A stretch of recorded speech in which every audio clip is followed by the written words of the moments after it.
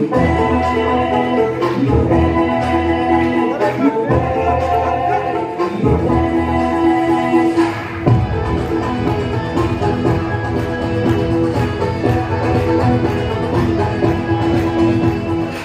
कुछ तेरे हाथ में, चलूं कैसे साथ में, सब कुछ तेरे हाथ में, चलूं कैसे साथ में, अपने आप दूर से तालियां जोश। बात में हम हैं, तुम हो, सब हैं, तू है, हम हैं, तू हो, सब हैं, तू है।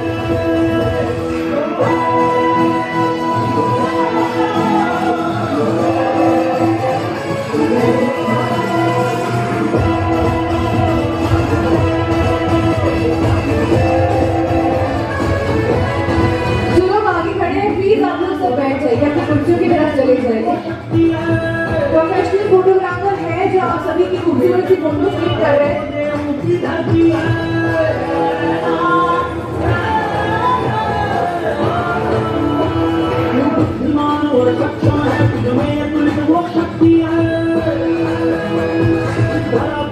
जन्म लिया है वो देवों की धरती है,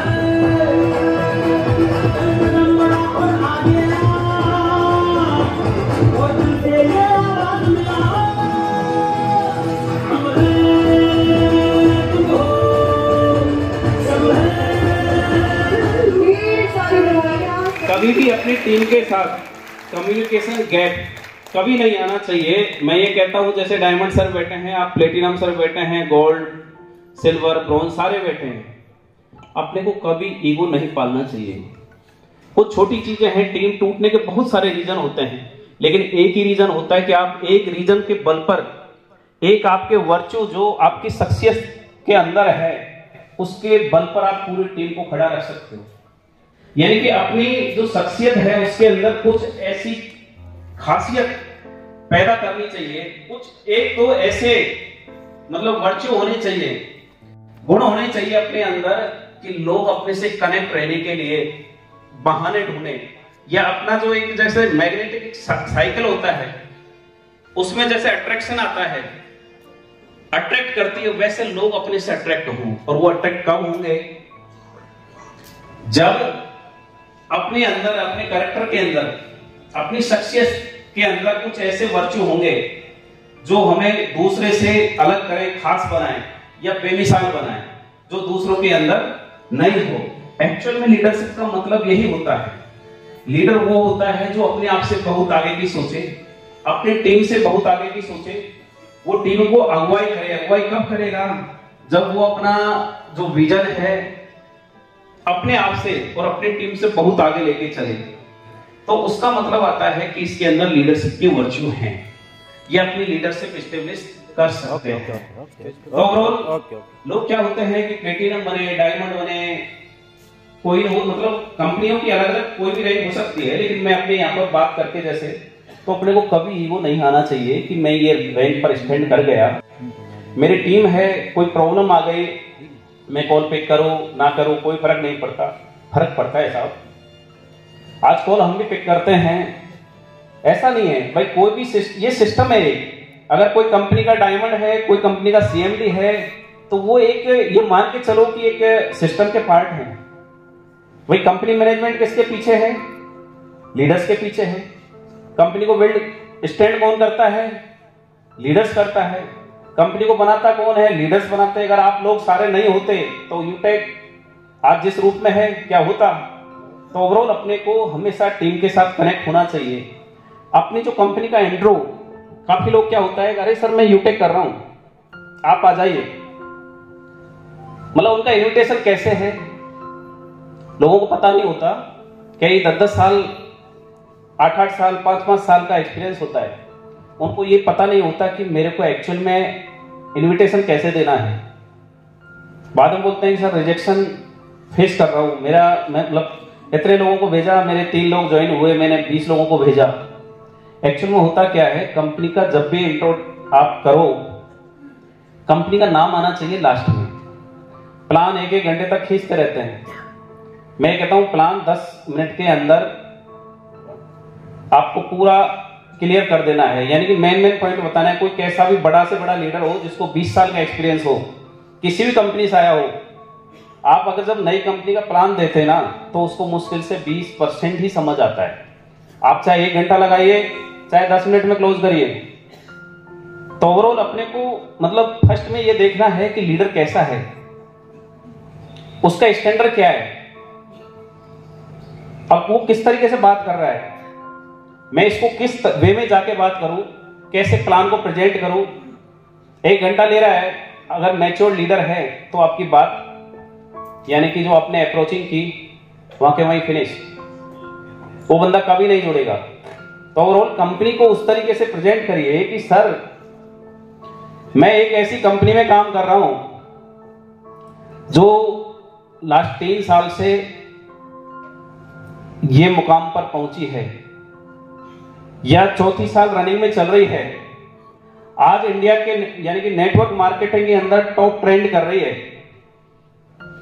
आज उस कंपनी का 20 लाख का कारवां खड़ा हो चुका है, यहां पर लाखों लोगों की जिंदगियां संवरी हैं। उसके बाद जाके लास्ट में यानी कि क्यूरियोसिटी क्रिएट होनी चाहिए।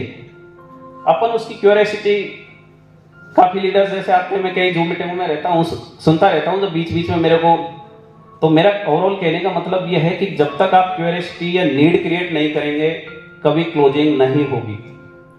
तो सबसे पहले जो भी लीडर आता है, जो प्रोस्पेक्टिंग करते हैं, वो चाहे किसी भी कंपनी से आए, अपने को 10 मिनट से ज्यादा प्लान को नहीं देना है।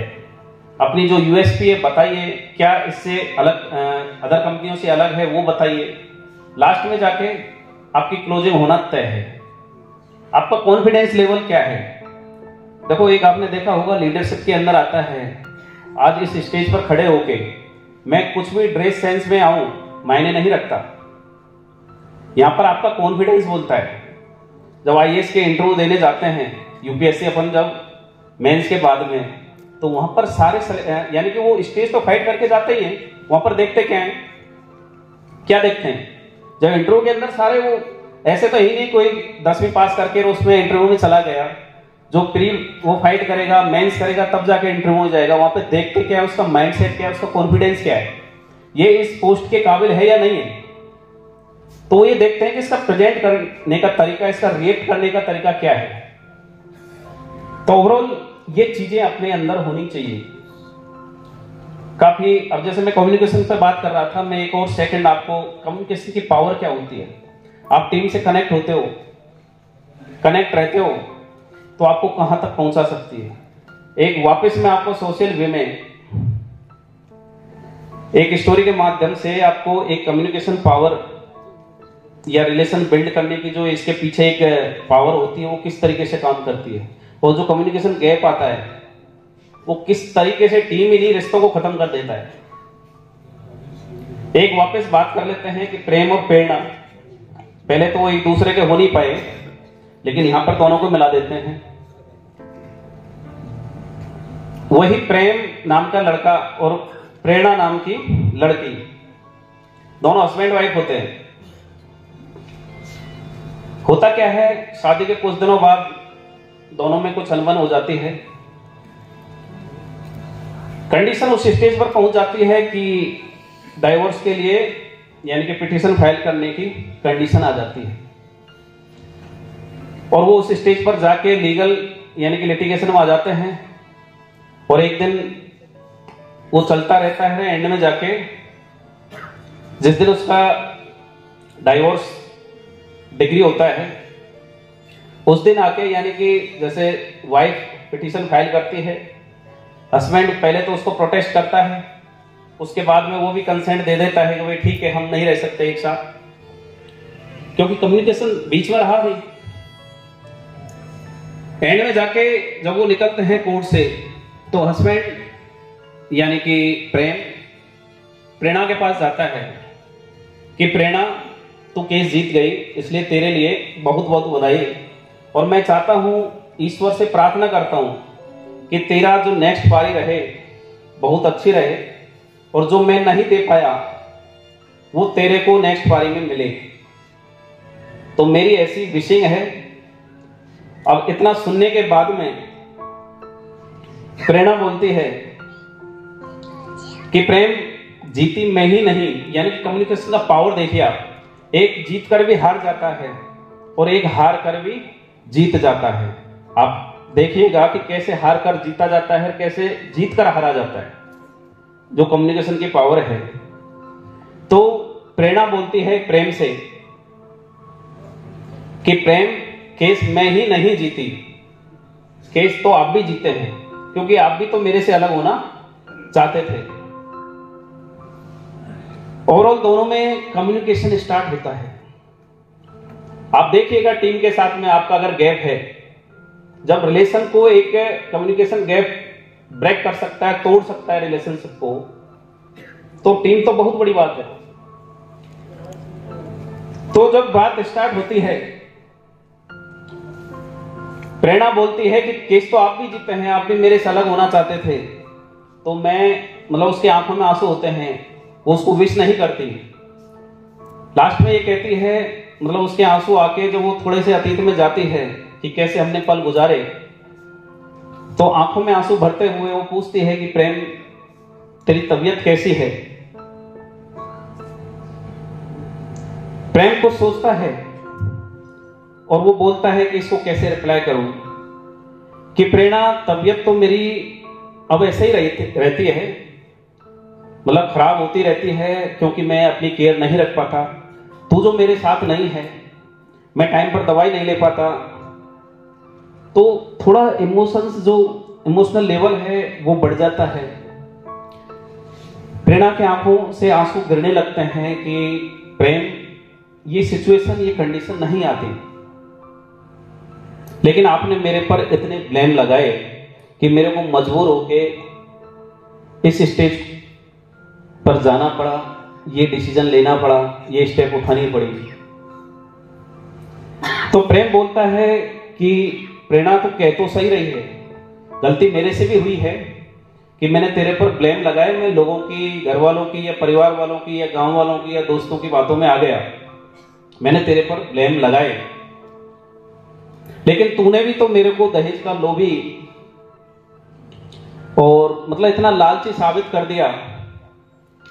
तो अब कम्युनिकेशन जब होता है, यानी कि पूरा 2 से 5 साल का जो टाइम कम्युनिकेशन गैप का, वो 5 मिनट में कैसे जो मॉम होता है वो पिघलता है।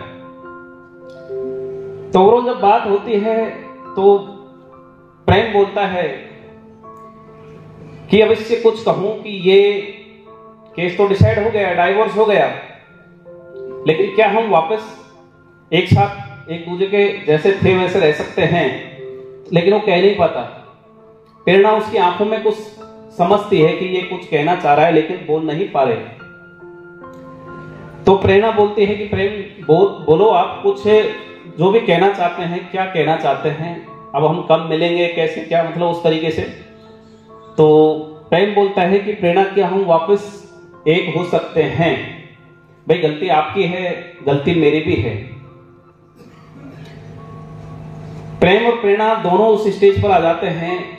अब वो बाद में बीच में आती है कि अपना डाइवोर्स हो चुका है, ये पेपर हाथ में है, अब क्या किया जाए।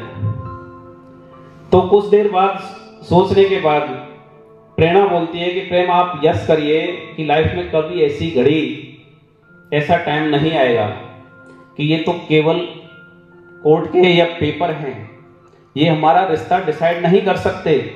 अगर आपने यस कर दिया तो ये मैं अभी फाड़ के फेंक देती हूं।